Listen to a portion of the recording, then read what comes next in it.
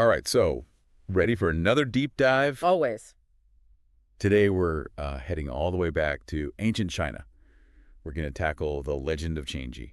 The moon goddess. Yeah, Yeah. exactly. And, we've got this classic telling of the tale, but it's really more than just a story, Oh, right? absolutely. It's woven into Chinese culture. You see it everywhere. Especially during the Mid-Autumn Festival Right. The moon cakes, the and lantern. all the family get-togethers. It's really beautiful. But you know what? Before we jump into all of that, I think we should probably figure out what's the story behind all these festivities. Okay, so are you ready to journey back in time then? Absolutely.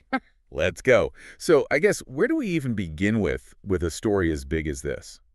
Well, I think the best place to start is with the setting. We're talking ancient China, a world that was plagued by 10 suns. 10 suns. Yeah, can you imagine? I mean, that's got to be hot. Scorching. The crops were dying, the rivers were drying up, and people were suffering tremendously. Yeah, that sounds pretty awful. It was a time of great hardship and desperation, a world in desperate need of a hero. Okay, so enter Hou Yi, right? Exactly.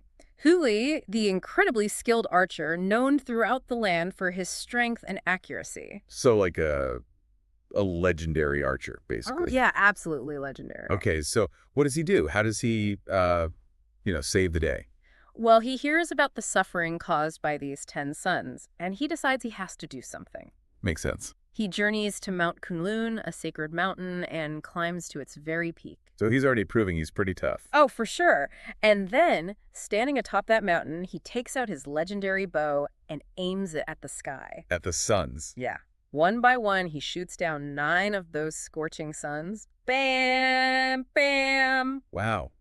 I mean, this guy is not messing around. Talk about a true hero. Truly, he single-handedly saves humanity from certain doom. So he's like an ancient superhero. That's a great way to put it. His actions demonstrate incredible courage, selflessness, and a deep sense of responsibility for his people. So what happens next? I mean, surely he gets rewarded for all of this. Right? Oh, he does. Shuangmu, the Queen Mother of the West, she's like this powerful deity who rules over the heavens. Right. She's so impressed by Hui's bravery that she grants him a very special gift. Okay, and what is it? The elixir of immortality. Ooh, eternal life. Exactly. The chance to live forever and ascend to the heavens. It's the ultimate reward. Oh, yeah. You would think he'd just drink it right then and there. You'd think so, wouldn't you? But instead, he does something quite unexpected. Okay, I'm intrigued. What does he do? He entrusts the elixir to his wife, Chang'e. Wow. He gives it to her. Yeah, he loves and trusts her completely, and they plan to drink it together at a later time.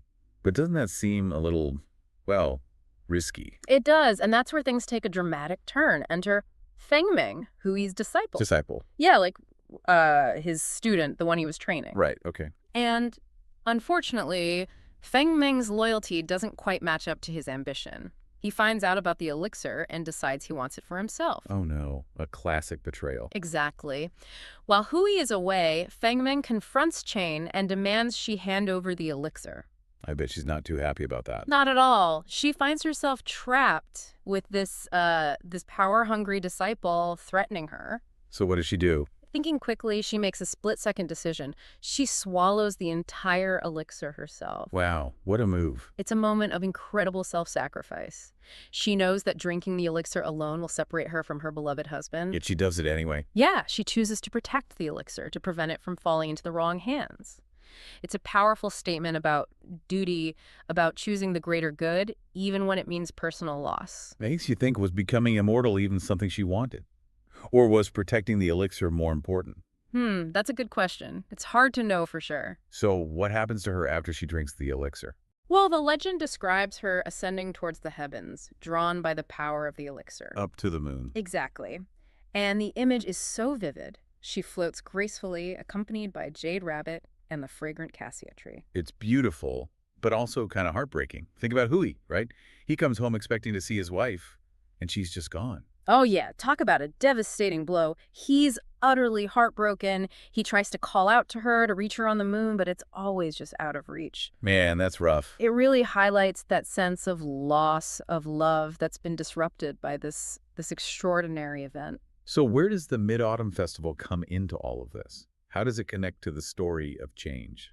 Well, the story doesn't end there. Moved by Chang'e's sacrifice and Hui's grief, People start offering tributes under the full moon. They set out her favorite foods, light lanterns, and send wishes for her well-being and for a possible reunion with her husband. Okay, so they're trying to connect with her even though she's on the moon. Exactly. And over time, these acts of remembrance, these expressions of hope and longing, evolve into the Mid-Autumn Festival. It becomes a time for families to come together, share stories, and gaze at the moon, thinking of Chang'e and the sacrifices she made. So it's not just about, like, mooncakes and fancy lanterns. It's about family, togetherness, and honoring this incredibly powerful love story. Absolutely. The festival carries forward those themes from the legend: heroism, sacrifice, and love that endures even across the vast distance between Earth and the moon. So even today, when people celebrate, they're kind of reliving this ancient tale. In a way, yes. They gather with loved ones, tell stories, and look up at the moon, thinking about Chang'e and the jade rabbit keeping her company. Some even set a place for her at the table as if she could join them. Wow, that's beautiful. So we've talked about heroism, sacrifice, enduring love. But Change's story, it also raises some questions for us, doesn't it? Oh, for sure. It makes you think about our own lives. Yeah, like what sacrifices do we make in our own lives, for something bigger than ourselves? And how do we stay connected with loved ones when distance separates us? That's a powerful thought to leave with, isn't it? Yeah, it is. Something to ponder next time we look up at the full moon. Mm. Maybe Changey is looking back at us too. Who knows? Thanks for joining me on this deep dive. It's been, well, pretty enlightening. You're welcome. It's always a pleasure to explore these stories and, yeah, uncover those hidden layers of meaning. Until next time. See you then.